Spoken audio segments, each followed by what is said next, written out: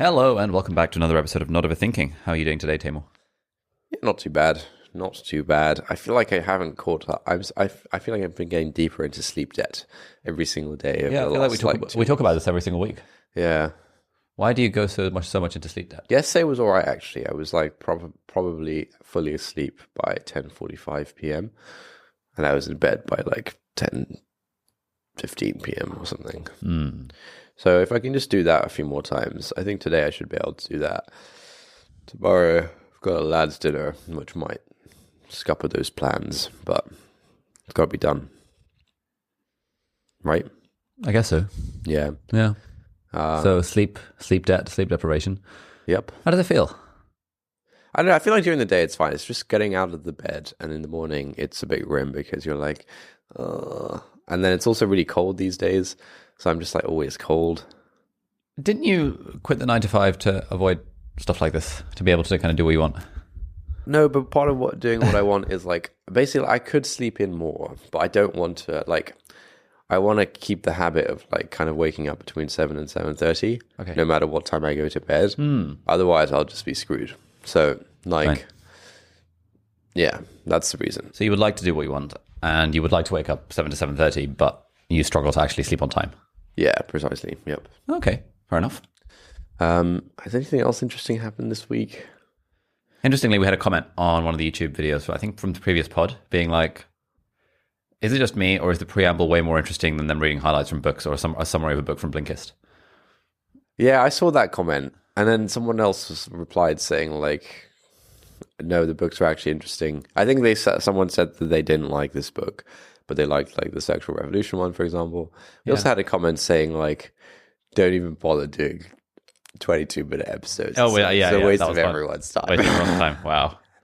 Yeah, that kind of That was hurt. quite fun. Like when I read that, that made me feel a bit bad. Oh. Yeah. Oh well.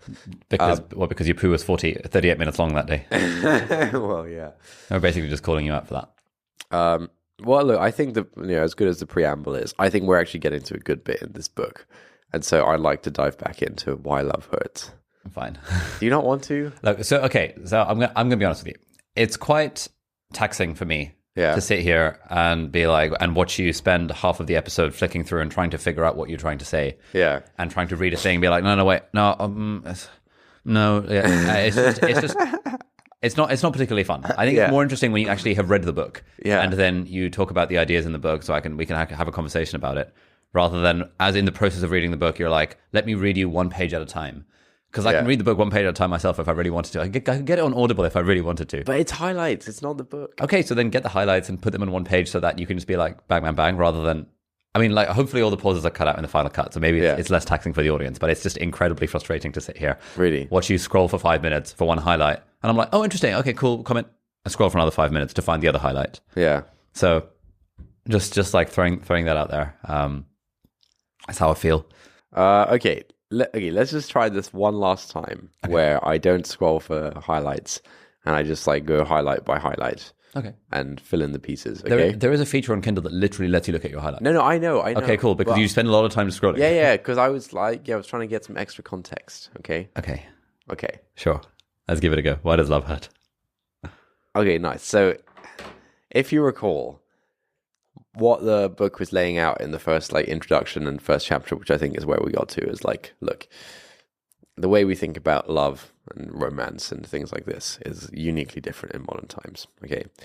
And there are kind of various reasons, but so two kind of metaphors that she uses, which I think are quite interesting, is that the sort of internal and external conditions of how we think about love are quite different. And she calls the external conditions the ecology of choice. So the way in which we choose a mate based on like external the sort of the water we're swimming in when it comes to like mate choosing. She calls the ecology of choice. And she says, one of the main transformations undergone by love in modernity has to do with the very conditions within which romantic choices are made. And we talked on the last episode about how like, choice is like really important. Like nowadays, it's all about like autonomy and exercising your own like authenticity and stuff like this. And so choice is really important. And she says one of the kind of differences in conditions is the ecology of choice, or the social environment that compels one to make choices in a certain direction. And then the other is what she calls the architecture of choice, which is more about like the internal kind of mechanisms and the way we think about things internally and stuff like that. So so let's ignore the architecture side of things and talk about the ecology side. So now I'm just going to skip to a highlight. Thank you. So people talk about, I think like one common thing when people talk about modernity is talking about how like, oh, nowadays everyone is really like individualistic, whereas previously people were more like community focused and stuff like this, right? Like this is like the thing of like, oh, modern times is like really individualistic. But she's actually saying that that's actually not all that's going on. So, but given that affective individualism, so affective individualism is kind of her equivalent of expressive individualism from like the modern self book. Okay, so that's kind of what she means. She says, given that affective individualism has been around Western Europe for at least 300 years, this notion is too broad and imprecise to describe and characterize modern emotional transactions. So it's not just about individualism. Now, the great transformation of love is characterized by a number of factors. This is always talking about ecology here, right? 1, the normative deregulation of the mode of evaluation of prospective partners. Okay? That is, its disentanglement from group and communal frameworks, and the role of mass media in defining criteria of attractiveness and worth. So the way, we don't really, previously our mate selection was kind of affected a lot by group and communal factors around like, things like social class and stuff like that. And obviously that's still true, but it's kind of much more reduced. And now we're all consuming like mass media in a way that we never were before. And so everyone is kind of aligning on like, hey, this is what is desirable. Whereas previously, like if everyone's not reading the same crap online or whatever, you could have your own taste and not really know, oh, well, it seems like everyone else thinks that this is what I should be going for, or this is how I should be, kind of thing. Right? 2, an increasing tendency, you're going to like this one, to view one's sexual and romantic partner simultaneously in psychological and sexual terms, with the former being ultimately subsumed under the latter. And 3, finally, the emergence of sexual fields. The fact that sexuality as such plays an increasingly important role in the competition between actors on the marriage market. Okay, so psychological versus sexual in point number 2, what does she mean? I think what she means, and we'll probably get to this, is that you want someone who can like give you feedback on your blog post, not just someone. I think you're kind of looking for someone who sort of satisfies all of your sort of needs that require. I think that's what she means, but maybe it doesn't. We'll get to it. But the third thing is more what she calls sexual fields, and how like sexuality is kind of a key role in picking mates. I mean, it seems almost a given today that like obviously like sexuality is like a key role in picking a mate. Like, yeah, obviously. But maybe it wasn't always that way. So okay, history.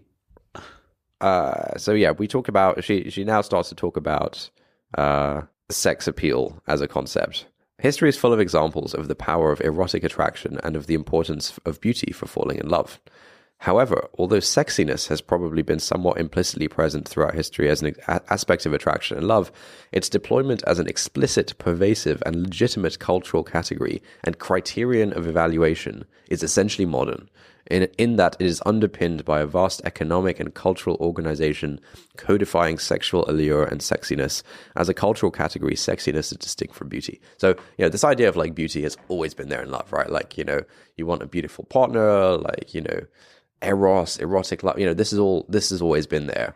But sexiness as a concept, the industrial concept of sexiness. Yeah, the industrial concept of sexiness and like sex appeal as a really explicit thing that people are looking for and striving to have themselves. This is very new, and like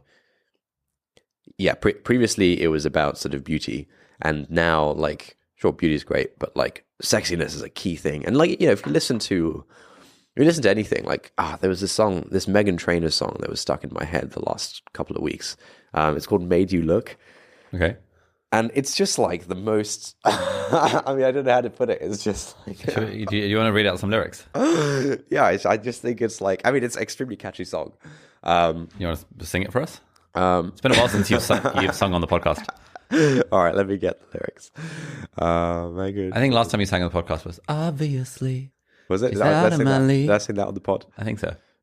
Okay, so this is a song called Made You Look by Meghan Trainor. You know this one? No. You haven't heard this? How does it go? It goes, I could have my Gucci on. I could wear my Louis Vuitton. But even with nothing on, I made you look. I made you look. Never heard of it. Okay, so basically, I mean, basically the song is purely about like sexiness and aspiring to be sexy, and like the value and the sort of virtue of sex. Basically, the lyrics are basically like, look, I could have my Gucci on, I could wear my Louis Vuitton. That's a good, but even rhyme. Yeah. But even with nothing on, I bet I made you look. Yeah. So she's basically saying like, I could wear my like fancy brand or whatever. But even when I'm not wearing any of those, I still made you look because I still made you look. And she just keeps going on about it. I'll make you double take as soon as I walk away. Call up your chiropractor just in case your neck break. That's a good line. Because I'm about to make a scene, double up that sunscreen. I'm about to turn the heat up, going to make your glasses steam. When I do my walk, I can guarantee your jaw will drop. Because they don't make a lot of what I got. This should be a regular feature in the podcast where you just read lyrics. But yeah, I mean, like, it's a really catchy song, and I had been listening to it on repeat. But I think it's just like the most. It's just like borderline satanic, you know. It's just like a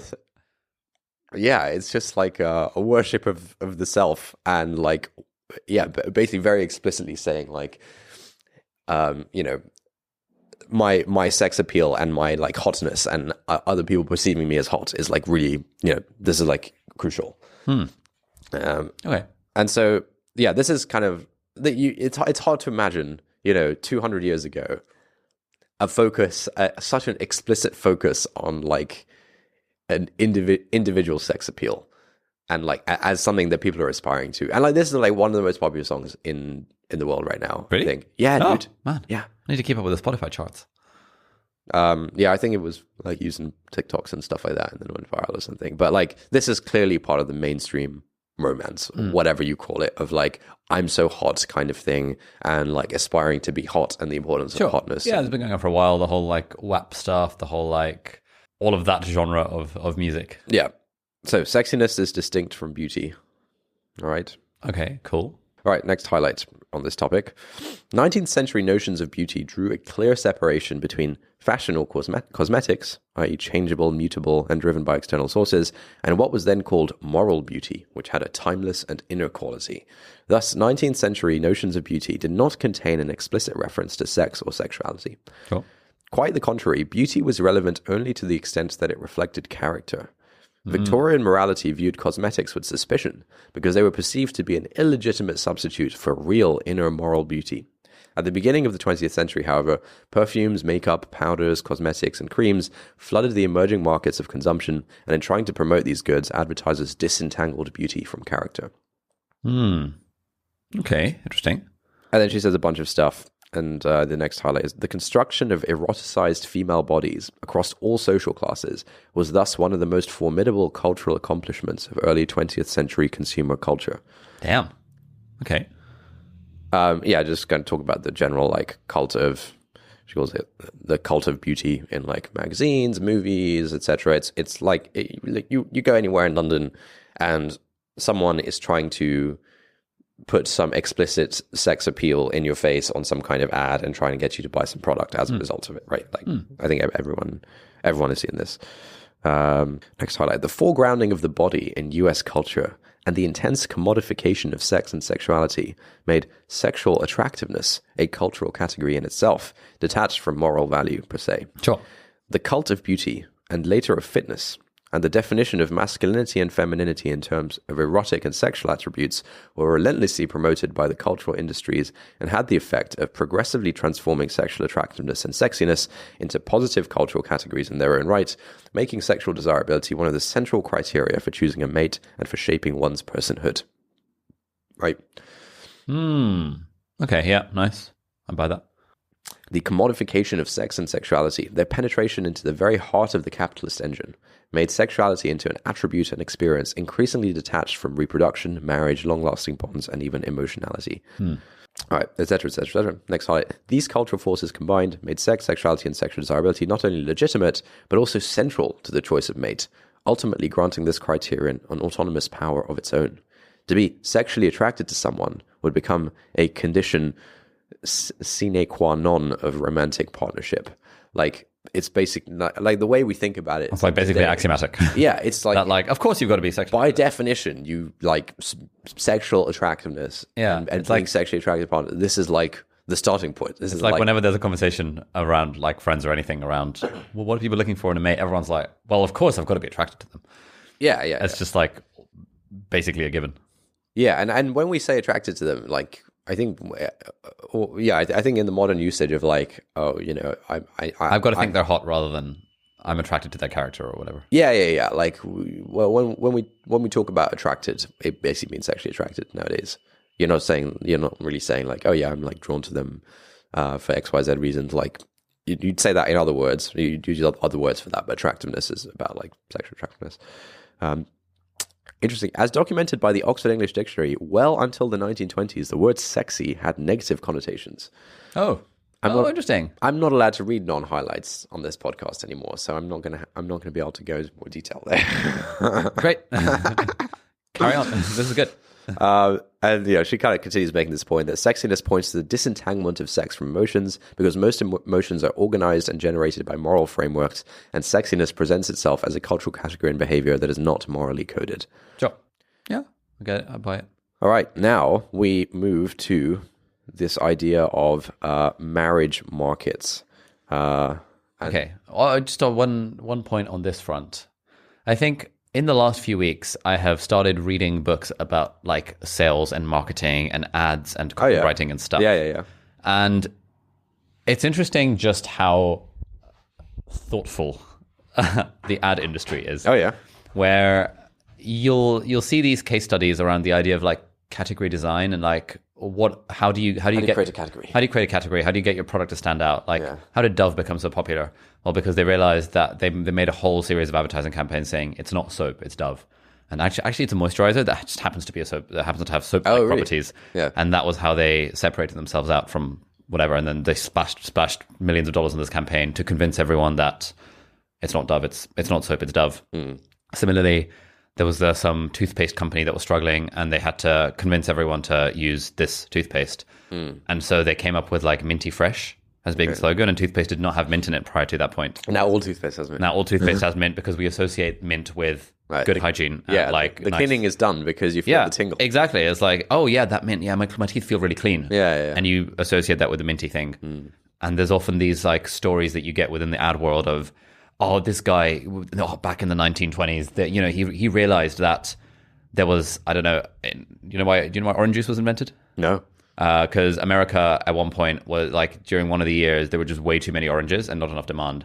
And so they went to an ad agency. They were like, how do we convince everyone to drink, to like eat loads of oranges? And then the guy realized that it takes 2-3 oranges to make a glass of orange juice. Yeah. And they did a whole advertising campaign in the US that associated orange juice with breakfast as part of a healthy breakfast. Now everyone's buying oranges, and oranges sales. Man, it is part of breakfast. This is fundamental. Exactly. This is you. Just like, this breakfast you're going to later, $17.99, you're going to get a croissant and some orange juice. And that's because this guy in 1925 decided to kind of psyop everyone into thinking orange juice is legit. Mate, that is a good psyop. That's a great psyop. There's another one like when they were trying to sell cigarettes and stuff, there was this whole like women's march. Have you heard about this? This rings a bell, but I can't remember. Yeah, there was this whole, I can't remember exactly when it was, but there was this whole around the sexual revolution-y kind of vibes. Yeah. Where the whole vibe is women are being more empowered, women are becoming more like men. They sort of co-opted this kind of women's rights march. Yeah. They hired a bunch of like models and stuff to be kind of come out into, I think it was Times Square or something, with a certain brand of like Marlboro cigarettes in their mouth or something, strutting like down the thing. Like, cigarettes aren't just for men. Exactly, and like all like there were just like 10 of these people, but all the paparazzi and this like became headlines around the world. Whereas it was just like, oh my god, this is like, so this women's march was supposed to be about women's rights, and the ad agency decided like, aha, cigarettes, women, and then they immediately shot up sales of cigarettes because prior to that point, cigarettes were seen as like a thing for men. And they needed to double their market share, so they were like, nice, let's convince women that they should also smoke. And so having like now that I'm reading books like this that are exploring these sorts of things, it's just kind of interesting, like how with all this stuff, like the sexualization of bodies and all of this stuff probably stemmed from like one ad agency at one point realizing, oh, hang on, and then everyone follows suit, and now it's this race whole to the bottom, this whole psyop around, yeah. That's cool. Yeah, I didn't know about the orange juice thing. I can't believe that, man. Yeah, mate, but it's healthy. You've been had it. When else would you have? To be fair, I have orange juice for lunch and dinner as well. Nice. I don't actually. You can use this story next time Lucia says, orange juice is a drink for breakfast. Yeah. So many people are like, oh my god, that's so weird. Like why would you have it with dinner? Yeah. Exactly. Nice. They bought the psyop. Mate. Yeah. All right. Last one before we crack on. So basically the next chunk talks about marriage markets. All right. Economists assume that preference induces choice. Classic economic assumption. And do not ask what the conditions for the formation of preference are. So, there's kind of this assumption of like, you just have like your authentic like preferences inside, and then based on that you make a choice. But the question is like, what makes you have these preferences? Finally, and maybe most crucially, economists are oblivious to the fact that marriage markets are not natural or universal, but rather are the result of a historical process of deregulation of romantic encounters. Here, of the disentanglement of the romantic encounter from traditional moral frameworks that regulated the process of choice. The great transformation of romantic encounters is thus a process by which no formal social boundary regulates access to partners, and an intense competition comes to prevail in the process of meeting others.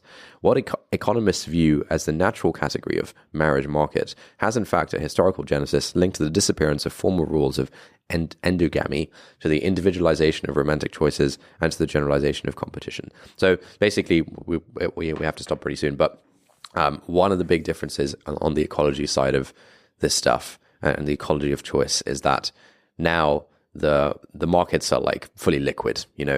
Anyone can go for anyone. It's basically like a free for all.